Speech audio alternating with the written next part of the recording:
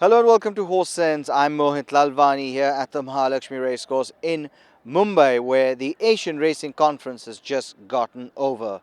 The Asian Racing Conference, of course, is the world's biggest horse racing conference, and it was a week that, well, started with an extremely exciting race day.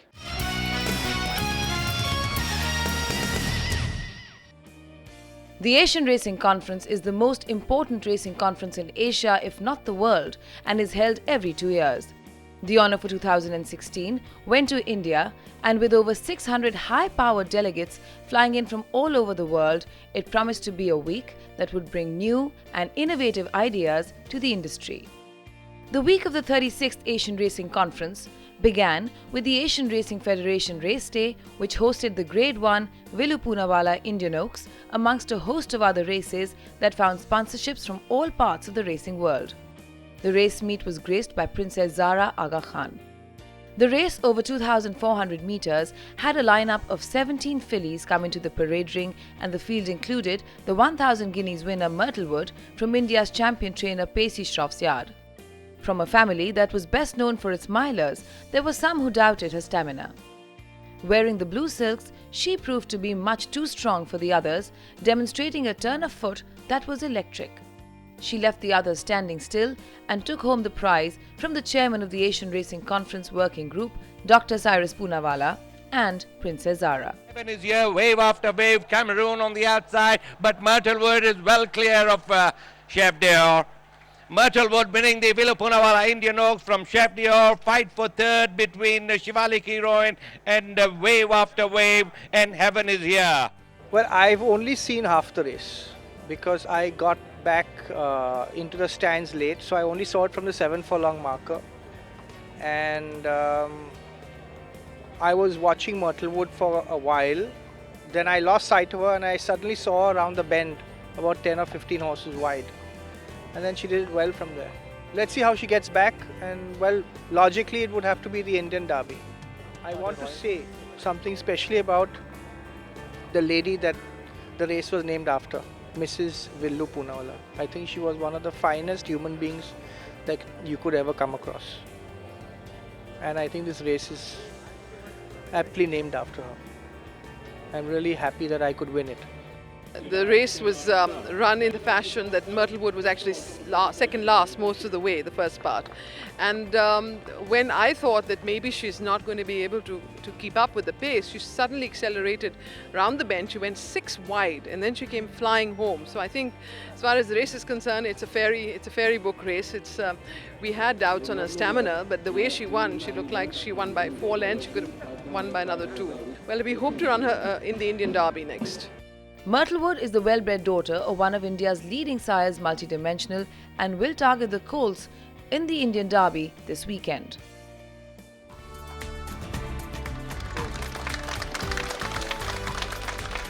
And Princess Zara Aga Khan doing the honors and bringing the royal touch to this presentation.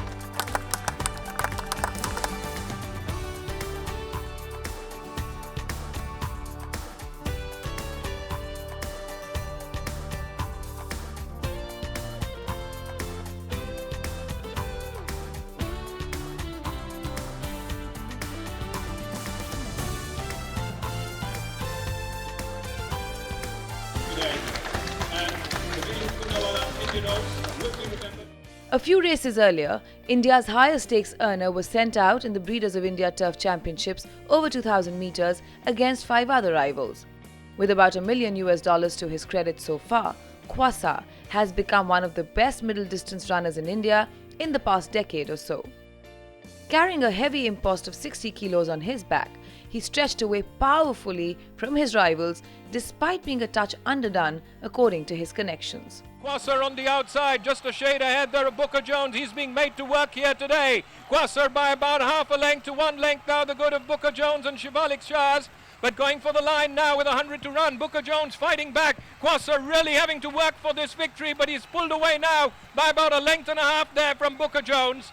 Going for the line, and Quasser keeps his winning streak to win from Booker Jones. Then there was Shivalik Shahs followed there way behind.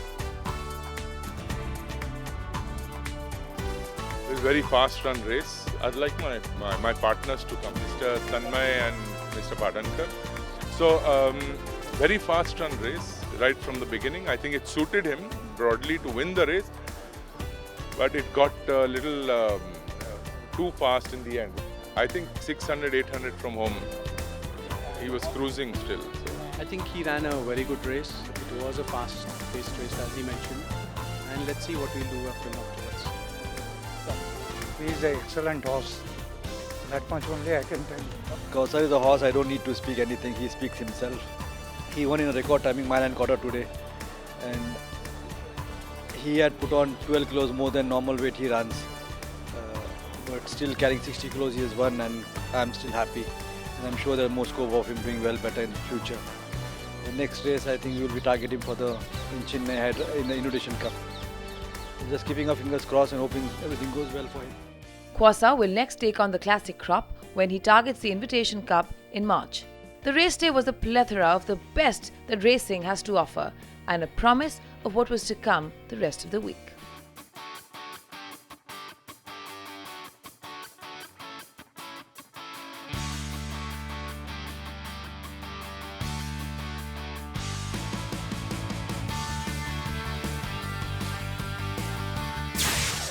And an incredibly talented filly, she will be targeting the Indian Derby next. We'll take a short break on that note and come right back with Horse Sense. Don't go anywhere.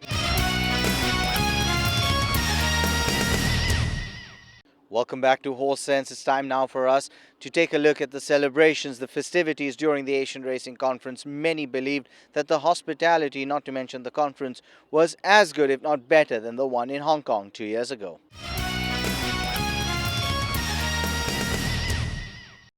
"20 years ago, the Asian Racing Conference was held in Mumbai, and delegates from all around the world and the who's who of racing made their way to the city of Mumbai to attend the three-day event.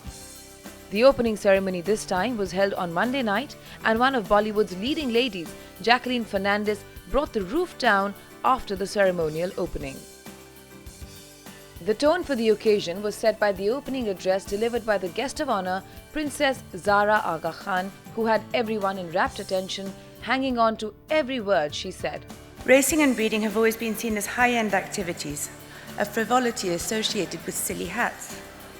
But I would like to underline the fact that 90% of the time and effort involved in creating a racehorse are anchored in the rural economy, and that most of us spend far more time in our welly boots than in our top hats. The horse industry is an important part of the rural economy, employing millions of people around the world in areas of shrinking agricultural production. It supports farms and villages. It provides permanent year-round employment to riders, lads, farriers, vets, farmers, and businesses of all kinds. As my father said, you can look at the horse in human life, in agriculture and war, as a vehicle of exploration for hundreds of years back. When you think about it, the horse is one of the most extraordinary phenomena we have. This industry preserves a species and also an entire population that nurtures that species. The conference over 3 days on the 26th, 27th and 28th of January had business sessions that covered the gamut of topics ranging from wagering to handicapping, from industry profiles to drug-free racing. The first day kicked off with a session on the wagering landscape in the horse racing industry, and the first session had the chairman of the ARC who spoke about industry trends and strategies. First of all, good morning and a big welcome to all of you on behalf of the Asian Racing Federation. We have a very full agenda, and what we mentioned before, it goes from topics of movement of horses, quality control of races, and they are all very important. But we feel there is clearly one very, very important topic we want to address today, which is key to our industry, and that has to do with wagering income. If you look at a global worldwide trend, that wagering is the lifeblood of racing. If you look at income streams which wagering generate, it's different like football, where football in a way has no direct wagering income. Their main driver is broadcasting rights, which have exploded. But if you look at the wagering, or at the racing industry, in the end, 70–75% of the income is generated directly or indirectly by wagering. And one has to really look at, do we galloping ahead, or do we have a development where we are not growing, where we fall into a trot? So when you look at that you don't see growth, then to sustain your business, to sustain in a way especially the significant necessary investment for a customer experience, you have to find different income sources. The RWITC has managed to put Mumbai on the racing map, and it highlighted that marketing horse racing had to be innovative and find multiple platforms from which to position its assets.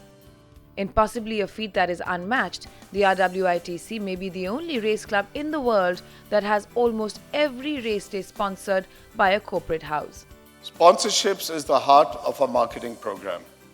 Growth in sponsorships at the RWITC has been exponential, from virtually nothing a decade ago to a situation where we have a sponsored race every weekend through almost 8 months of the year. Our annual sponsorship at the ongoing Mumbai season this year would be over $15 million. We attract contributors from across the industry spectrum, covering real estate, liquor, chambers of commerce, lifestyle, breeders, and more. It is not about just selling 1 or 2 or 3 races in a year, but one every week, which makes our task all that more challenging. We have set a high benchmark and perhaps is the single most factor that has set our club in a league of its own. Drug-free racing and doping has always been a subject that is at the forefront of policy making. And the Asian Racing Conference was fortunate to have the chairman of the IFHA, Louis Romanet, who spoke about the International Federation's anti-doping remit. Now we're facing the 21st century where we have to go further. We are going from medication control to doping control. So we have addressed the problem of therapeutic substance. We now have to address the problem of some specific doping agents which are difficult to find. We have the new challenge of gene doping and the possibility of the modification of the heritable genome, which must be strictly forbidden. And so clearly, we will permanently have to advance in order to follow all the scientific evolutions which we have. As was mentioned by the previous speaker, clearly, the global integrity of racing is fundamental. It's a basic principle.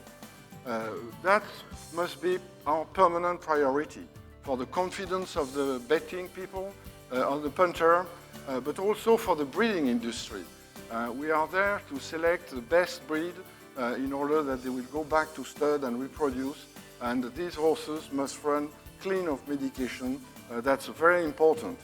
And we must, in our policy, we must cover the whole life of the thoroughbred, from its conception to its final retirement, and we must ensure full traceability and have permanent access to every horse and total transparency. We cannot accept that a horse suddenly disappears for 6 months, you don't know where he is, and he suddenly comes back and he wins a Group 1 race.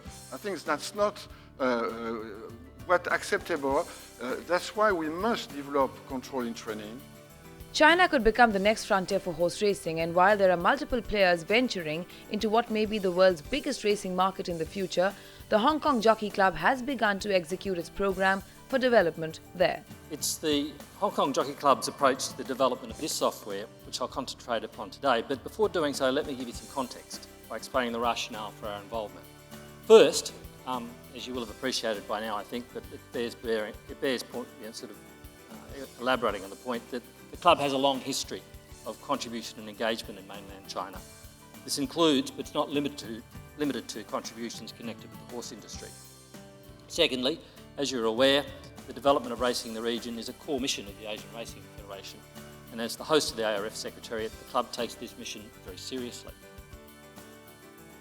Finally, there is in a sense a natural extension occurring here. Take for example the training of jockeys, work riders and stable staff. The vocational training capabilities we've built up in Hong Kong are already being deployed in mainland China. Since 2012, we've been delivering this training for our existing labour force needs across the border in Guaming. From this year, we'll commence training of locally recruited youth become part of the skilled workforce at the Shungfa Training Centre. You will appreciate, therefore, that we are, in a very real sense, a natural partner to work with the governing bodies in China on the development of this nascent sport. As Winfred indicated in introducing this session, the club's entered into two such partnerships, one with the China Horse Industry Association and one with the Chinese Equestrian Association. Now, these partnerships have a broad compass.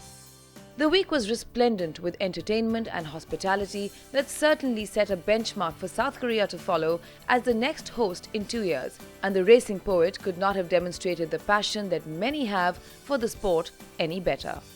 Why do they come on that June afternoon to the top of a hill at the capital's edge? Why sit in traffic for half of the day? Why are they here? Well, they've gathered to pledge an allegiance to one, and for centuries they've come to witness the run of the boy who'll be king, whose name could be sung for as long as men sing, who's proved that he holds all the aces you need, assuming the mantle that greatness bestows by placing himself at the head of his breed to put to the sword the most worthy of foes. Why do the names of the victors stand tall when a name is a name can mean nothing at all? Ask when you walk down your street or afar, have you heard of Nijinsky, Milreef, or Shergar? Do you know what I mean when I speak in hushed tones? Do you know what I mean when you can't describe joy? Do you get what they get when one rises alone? Why the blood still runs fast at the mention of Troy. This is the Derby. And this is the race that the rest of the world, through its name, find a place for their own measurement, for their own litmus test, to find a horse worthy of calling the best. And it all started there, upon high Epsom Downs, where the greatest still fight for the greatest of crowns, where men stand as one, whether blue blood or red, whether born of the street or in purple are bred, and they stand here to cheer, and they stand here to call, and they stand to acclaim one who rose above all. This is the Derby, and this is the race. This, the Kingmaker. Hold tight, take your place. Thank you very much.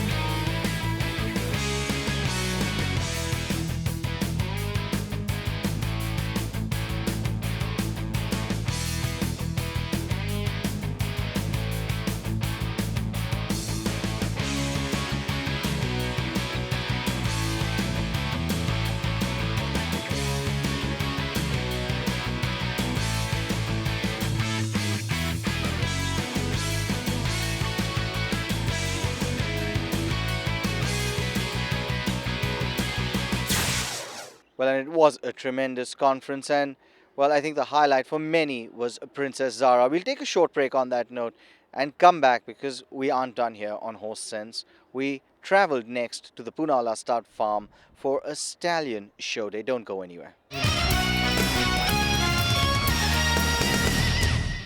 Welcome back to Horse Sense. Now, one of the leading stud farms in India is the Poonawalla Stud Farm, and there could not have been a better way to end the week of the Asian Racing Conference.